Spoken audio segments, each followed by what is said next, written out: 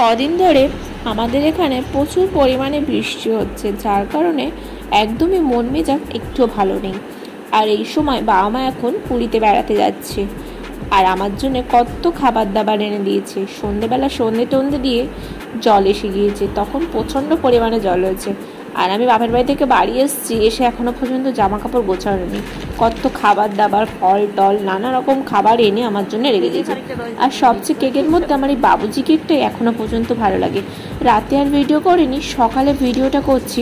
সকালেও দেখছি আজকে বাবা মা যাওয়ার দিন, রিমঝিম করে বৃষ্টি হচ্ছে। সকালে একটু পান্তা খাবো, তো সেই জন্য একটু ভেন্ডি আর আলুটাকে ভেজে নেব।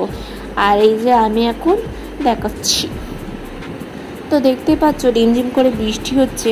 আর ওয়েদারটা এই সময় যদি একটু খিচুড়ি আর আলুর দম হয়, বেশ দিনটা যেন জমে যায়, এরকমই একটা মনে হচ্ছিল। কিন্তু তোমাদের দাদাভাইকে বললাম, উনি এখন খাবেন না।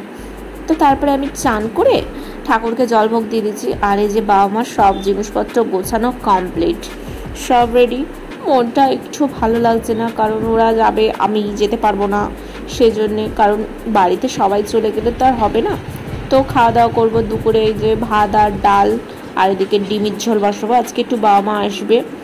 আর আমার মনটা একটু ভালো নেই, কাঁদতে কাঁদতে ইচ্ছা করছে। মনটা ভালো করার জন্যে তোমাদের দাদাভাই সন্ধ্যাবেলা আমার জন্য মোমো এনে দিয়েছে, আর বাবা মা তো বিকালেই চলে গেছে। আর এই যে মোমো খাওয়ার একটা সবচেয়ে খারাপ অভ্যাস, এই যে এগুলো খাই আর বাইরের এই যে মোটা মোটা অংশগুলো যেটা দিয়ে ডিজাইন করা হয় সেটাকে আমি ফেলে দিই।